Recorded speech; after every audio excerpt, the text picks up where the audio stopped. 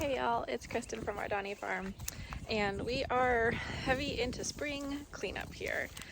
We are working on taking down more invasives like this bamboo, which is unfortunately kind of everywhere right now. But we are going to recycle this, so back to our kind of permaculture principles, and we're going to use these as stakes in our garden to help with our peas and possibly tomatoes and things like that later. So gonna reuse this while we're taking it down. I know it's gonna be a long, hard battle getting rid of bamboo that had overgrown down the, let's see, what side is this? This is the west side of the property.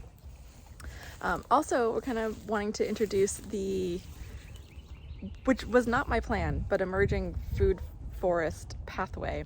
So I think I mentioned in the other videos that we had this black cherry tree here, and he's tucked away from the horses. Again, cherries are toxic. All the cherry trees are going to be toxic to horses, so he's tucked away from the horses. They can't access him. So we have the cherry tree. We have multiple mulberry trees. This one here right by the barn is a mulberry tree. There's a couple others throughout here. And further down the way, I've seen some pawpaws. We have some passion flower vine, which is one of our native fruits. The pawpaw is a native fruit. And some of these are toxic to horses. So as long as we're keeping them out and away over here, eventually as we start to walk down to the yoga studio, we'll have all of these fruit trees. We're looking at adding more nut trees too. Obviously that is a kind of long-term investment. This over here is a mulberry tree as well, and it's just starting to kind of leaf out and put out fruit here. So just really exciting stuff as we continue to clear out. We took down more privet over up here, and we replaced that privet with our northern spice bush, which number one has the world's most adorable caterpillars. I will link.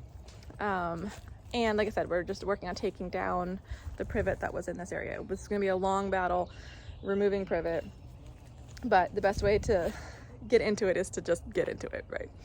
So here we have our baby spice bush coming in. This is one of our native plants. Again, we're trying to focus predominantly on natives. They do produce edible fruits. Oh my gosh, he smells amazing. I wish you guys could smell him. So they do produce edible fruits, and their leaves and bark are also scented and flavored, and it has kind of like an allspice kind of smell. It's in the laurel family, so bay leaves come from the bay laurel. So I'm just really excited to start putting these guys into our ecosystem here. Again, they're host species to the spice bush swallowtail butterfly, meaning that their caterpillars eat this plant. So we're going to plant more. They are a species where you do need two, you need a male and a female, I should say, to produce fruits. And I don't know, ours are not sexed. They are too small. So we'll continue adding in. We are also battling. We have periwinkle. It is everywhere. So there's periwinkle, which, I mean, it's very pretty, but it's invasive. There's honeysuckle, and then a fair amount of poison ivy back here too, in addition to greenbrier. Greenbrier is native. In fact, the area that we live in here in Chesapeake, our neighboring area, is called Greenbrier. I don't know if it's named actually after the plant or not. It is a native vine. It is very spiky though. So we are letting it only grow in areas where horses and people are not going to be interacting with it. So just want to share a little bit about what's blooming, what's happening here. I'll head over to the kind of interior area and show you some other things that are popping up.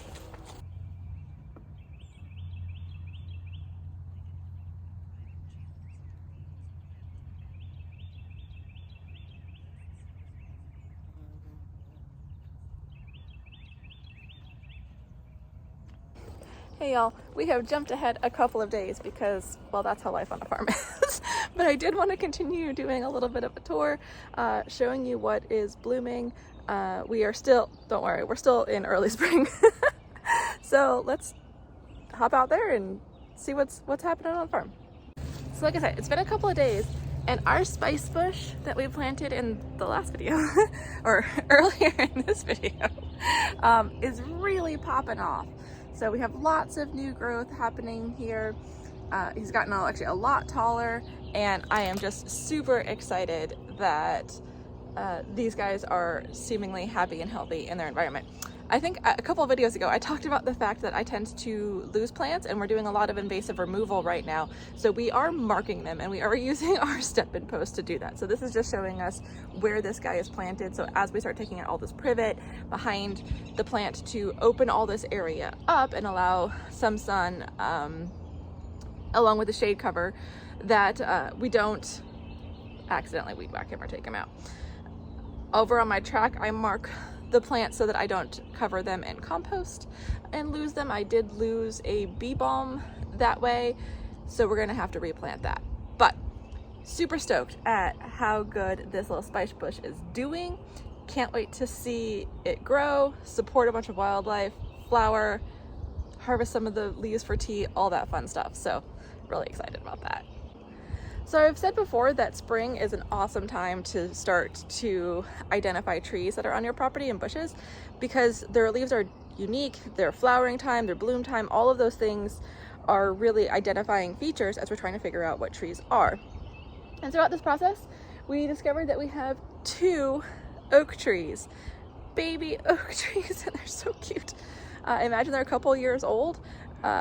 They are splendid little things now, but eventually, probably not in our lifetime, they will be massive, gorgeous oak trees. They are fine where they are, and we're just going to clear out around them to give them some space, and they can grow up here, especially as we take out all of these invasives. We have a Bradford pear over here. There's this mimosa over here, which will all come down to Bradford pear in front of it. So as this comes down, this oak tree is going to have plenty of room to support wildlife and just generally be an amazing little keystone species here. If you have the room, if you have an oak trees are far and away the biggest supporters of wildlife in an area. They support over 470, I think, species of moths and butterflies. Obviously, they're providing nesting spaces for birds, just all around amazing trees. If you have room for one of them, by all means. If you've been with us from the beginning, all of this hay used to be in the barn when we first bought the property, and the chickens have been doing their best to work it down. You can see further down they've done an amazing job, and they're kind of inching their way back this way as they scratch through, breaking things down, eating the bugs. Just all-star work from our little chicken flock here, and I will get out of their way and let them continue to work. So this little tree, this is the tree that when it was first starting to form its leaf buds, I assumed was going to be a fig tree based on the timing of its leaf buds, but it's not. It's actually a hickory tree, and we won, though it may be at this point. He obviously, good job Fred, gets to stay. Again, one of our native nut trees, and he has a while to go before he starts producing, and again, maybe not even, we might not see it, but a nut tree. So hickory gets to stay. Again, we'll work on pruning things around the hickory to give them space. I actually found another one further up the way. So 2 hickory trees, and obviously there's more if these guys got here, so pretty exciting. So close up on our black cherry, there's a couple of more down the way and one over on the other side of the property. We haven't fully bloomed yet, but we're getting there. And I'm just really excited for this. Obviously these are our native cherries. They're not going to be as big and sweet as ones we cultivated for big and sweetness. But they do make excellent like jams and jellies and pie fillings and all that kind of stuff. So just really excited to have these on the property. This tree is actually very tall, very mature tree, and I'm sure is going to provide a lot of fruit to birds, squirrels, all those kinds of critters who will be hanging out in this tree. And obviously we are more than happy to share the bounty with the wildlife around us. I actually view it as I plant a lot for the wildlife, and if we get some too, then that's just great.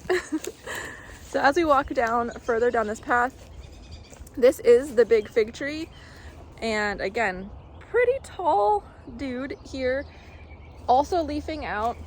So here's our gorgeous fig leaves. And we did get figs off of this tree last summer, so it was fruiting about as we moved into the property. So excited to see this guy popping up here, continuing to survive and thrive. And again, we'll continue. We've cut a lot of privet back from here, and we are actually going to use that paint method of glyphosate. Obviously, I normally am very anti using herbicides. However, when dealing with these very invasive species, it is the best method to ensure they don't grow back. So as the trees are cut, we paint exactly onto the stump of the tree, so there's no overspray, the glyphosate to keep them knocked down. So as we kind of come further down the side, the sweet gums are starting to leaf out. And I know that people have kind of a love-hate relationship with sweet gums, but look at these leaves. Aren't these cool? Again, native plant, super cool star-shaped leaves. They turn an absolutely stunning color in the fall, or a range of colors where they can get a really deep purple. And then I think I've talked about in the other videos that across from my elm, my mighty elm, who I'll walk by, who turns yellow, this deep purple is just gorgeous. They do create these little gumball seeds. It takes them several years to actually create them.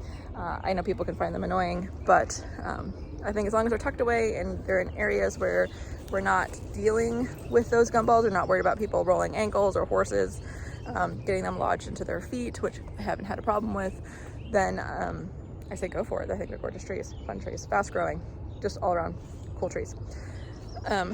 Back here, this is a red maple. It's far enough away from the horses that I feel like it gets to stay. But, and again, because it is a tree that supports a lot of wildlife, I would love to keep as many of them as I can. I think I told you that we are going to have to deal with some further up the way. So coming in more, we found digging through and cutting down privet. So this is an area we've done a lot of privet removal here. And in doing so, we uncovered our native pawpaws. So here's our pawpaw flowers. They're so unique looking. Let's see if I can get a good picture of them here. So these are the pawpaws. Native fruit, very tropical fruit. They taste like a cross between a mango and a banana. Just super interesting. Their flowers are actually pollinated by beetles and flies. And some people say that they have a scent of like rotting flesh. I haven't noticed that. But their flowers are such a unique color. I don't know if you can really get in here and see this. Such a unique color that they're supposed to mimic like dried blood to get pollinated by these carrion eating beetles and flies. So just kind of super cool, unique plant.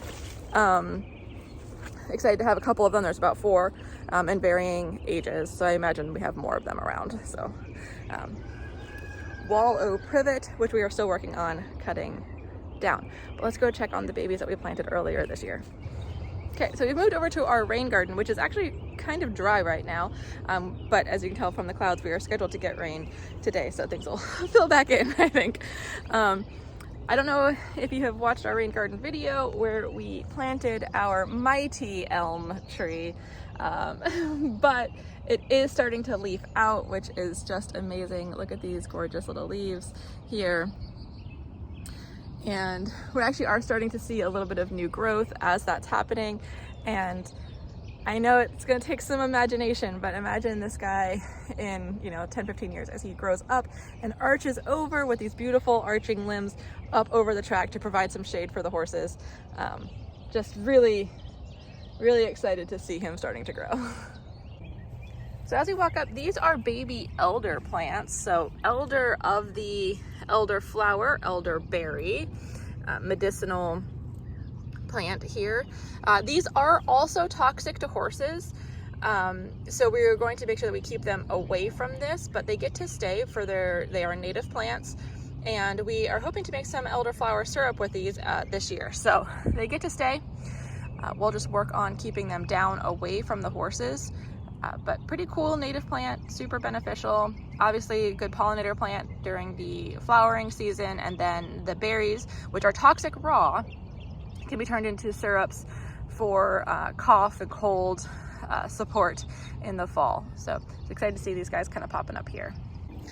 Again, this is the what is going to be the rain garden. It's been fairly dry the last couple of days, but I think as things rain and fill back up here, we'll start to see this emerging again as our water capture system.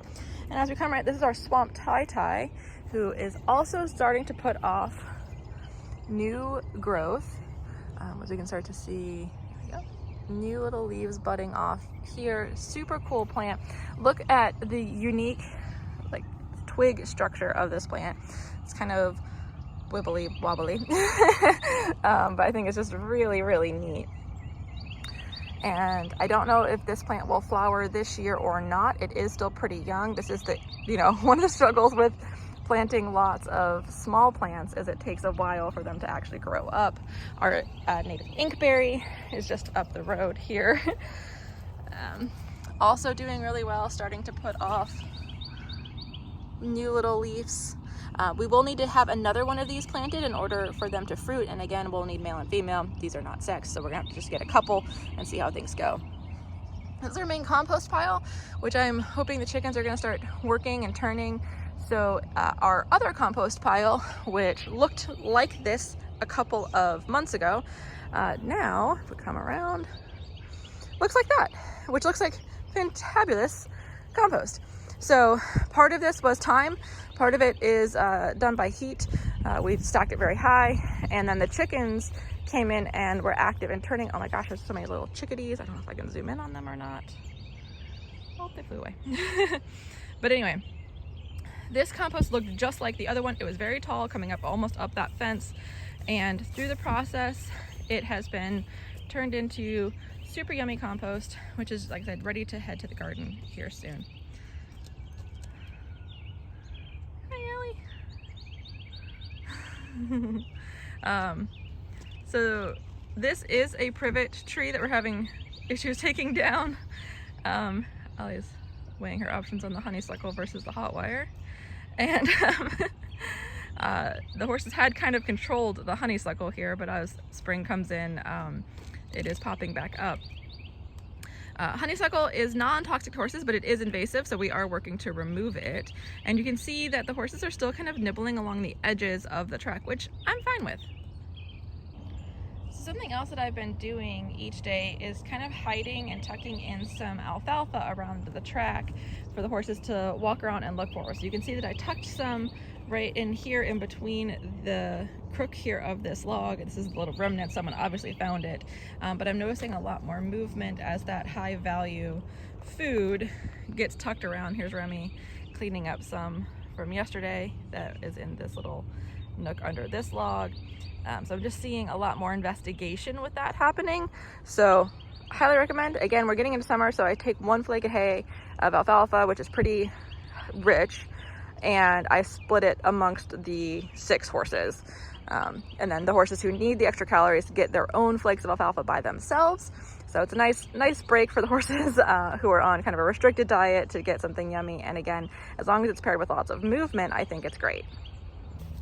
So we are in the center of the track now, where we're starting to build out our native plant area, and our red bud stick, if you've been here from the beginning, has leafed out, and I'm just tickled about it. Too young of a plant to flower, but I think that their little leaves are just gorgeous. They're kind of like heart-shaped little leaves.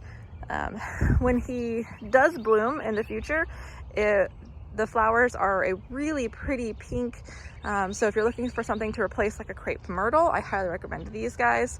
They're an understory tree, they don't get too tall. So, but I'm just thinking how pretty this will end up looking once he's nice and big and leafed out and will eventually start flowering. I think it's just gonna be gorgeous. That is the yoga studio in the back for those of you who are kind of new or trying to sort out the layout here.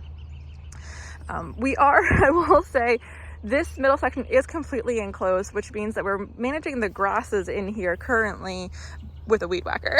So if I had to do this over, I would probably make sure that we had an entrance so we could mow some of this. But honestly, being able to like specifically weed eat has had some advantages, because I do also have some native flowers that I have spread in here. They haven't come up yet, but I imagine they will start to come up, and that'll allow us to kind of carefully take down the grasses, take down the buttercups without taking down the native flowers that will be popping up in here, hopefully soon.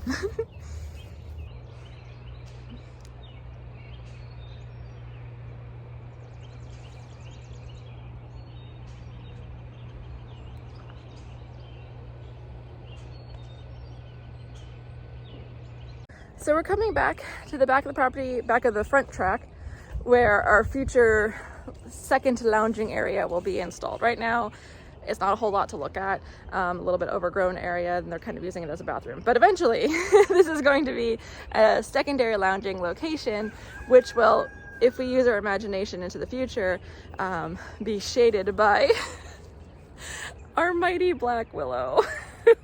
Is this little stick right here. Let me go ahead and zoom in on our friend here, who is actually doing very well. Again, we bought him as a stick last fall, and we are starting to see some leaf growth. Let's get a little closer look. Okay, so here's our black willow, who is on a little closer look, and we are starting to see some leaf growth, twig growth here. I'm very excited to see it. I have been long awaiting the waking up of my willow stick. They are pretty quick growing, so hopefully we'll see nice good growth here this year. And for all of you who are going to be following along, he is just a little bit taller than the hot wire right now. But again, as I was saying, we're going to use some movie magic imagination here. And if you could just think about this gorgeous tree coming up and over and shading this area as we end up getting it recovered, and we haven't decided if we're going to do like a pea gravel situation here, or if it's going to be more sand or what. Let us know in the notes what you think should go here. It is right by the yoga studio. So again, and we'll plant more plants behind him and around here, but just humble beginnings for both our willow and this lounging area. But I have faith that eventually it's going to be really neat. So while I'm on this side of the fence, we're going to go ahead and pop back over to, remember the area we talked about in a couple videos back that I was like, I don't know what to do with this space. We are doing a test run in a couple of weeks of our nature-based mindfulness course, which is led by a good friend and licensed therapist, Danielle. And I think this space is just going to be perfect for it. So we're going to do a test run of this program, like I said, at the end of April. And then our plan is to develop a 6-week mindfulness course that will launch in the fall. And this place is just gorgeous in the fall with the colors. Again, we have the sweet gums, which are purple. We have some other trees that are yellow and red, and it's just really kind of magical back here. We'll work on transforming this shed into something a little bit more put together. Work to be done. But yes, I just think that this space, and you can kind of see the horses as they're walking by, they're actually just heading out to the back track now, and we're working on building out a nature trail where we can actually just walk the property, be quiet, be with nature and the airplanes. And yeah, I'm just excited to see what this space ends up bringing in terms of letting people kind of reconnect to nature, finding relaxation, all of those things. So again, here's the horses starting to come through this way. So half of them are still up front, and about half of them are working their way back into the back to see what kind of nibbles they can discover in the back pasture. So this is our American witch hazel, who has just decided to start to leaf out, and it's been a long time coming. The twig type growths had been here for a while with kind of closed leaves, and I have been waiting with much anticipation to see this guy leaf out. So leaves are starting to come out now. We have some twig growth. It's getting taller here.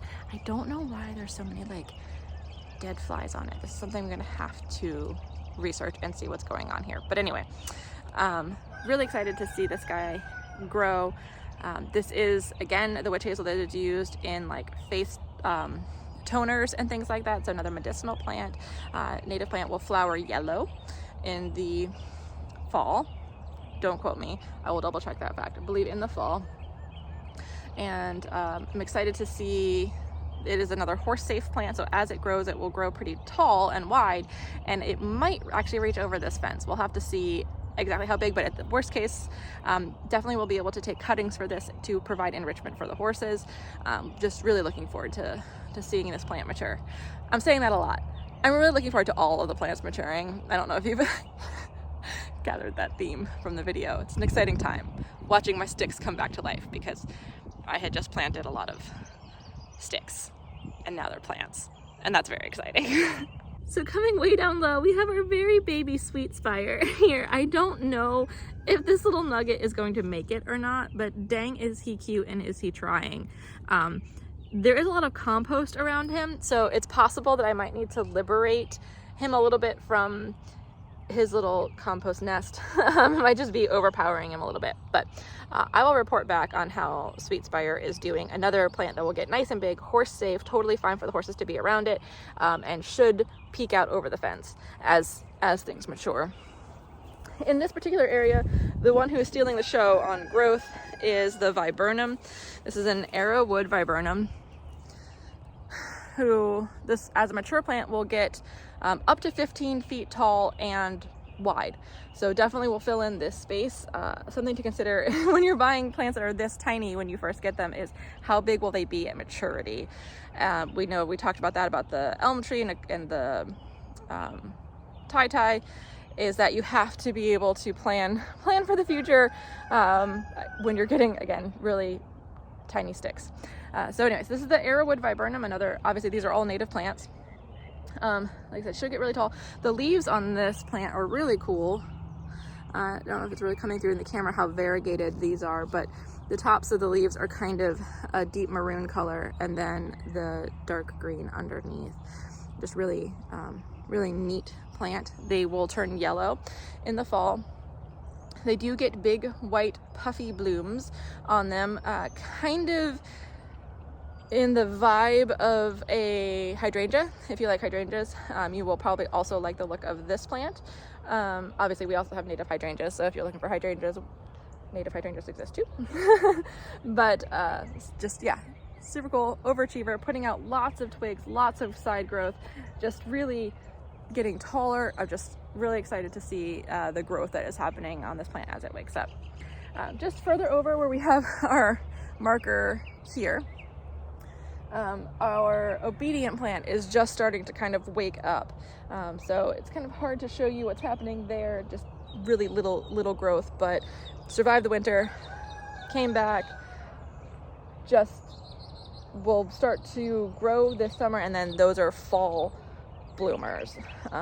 So we'll have blue flowers, white flowers, yellow flowers in the fall, and then that sweet spire has beautiful white like spray flowers, and if it survives, and turns red in the fall, deep red. Very pretty plant in the fall.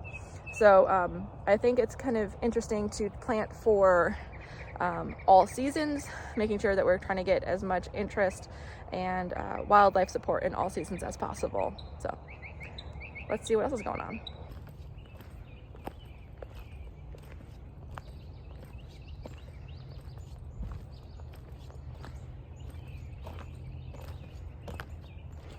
So we had to modify the track a little bit here. We took a little bit of the track away at the moment to add in our first dogwood. So another tree that's going to end up getting nice and tall and providing shade for the east side of the property. Our plan is to do a row of these. As I spin around, hopefully not making everybody dizzy, down this side. So again, this part of the track is surfaced, that part of the track is surfaced, and we're going to make the row of trees down the center with bushes in between. So the plan here is to have shade, enrichment opportunities. We haven't totally decided on the plants that are going to go down to the center yet, and this is just the first one, but we are looking forward to watching this area grow, and I'm just really excited to have our first dogwood, which is the native state flower of Virginia, is the dogwood. So excited to have him here. Aoife's coming to say hi and probably register a complaint that alfalfa has not been distributed yet this morning. So I will need to get on that.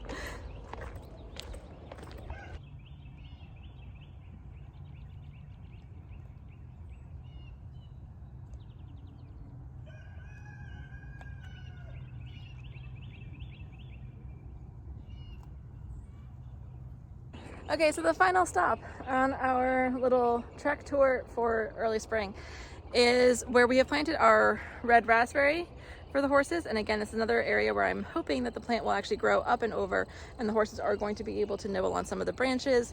There's lots of benefits, purported benefits of red raspberry leaf, specifically for mares. And so having the horses have access to that, having access to the tannins and the leaves, I think is going to be really important. And then on the other side, it's going to be flanked by our blackberry bush, who's kind of hard to see. I will zoom in so you can get a picture of him. But again, I know things are kind of like humble beginnings here, but hopefully as all of this starts to fill out, it's going to become magical. So I'll give you a quick look at our 2 plants here, and then I think that kind of wraps us up for our front track tour. Again, this is beginning of spring, so we're about mid-April, early April here, and I'm just tickled about how much growth I'm seeing already. It is leaving me very inspired where things had been kind of dire as the weight of winter had been kind of wearing on me, and the season of the sticks, right? So seeing this new growth is bringing a lot of joy to my heart.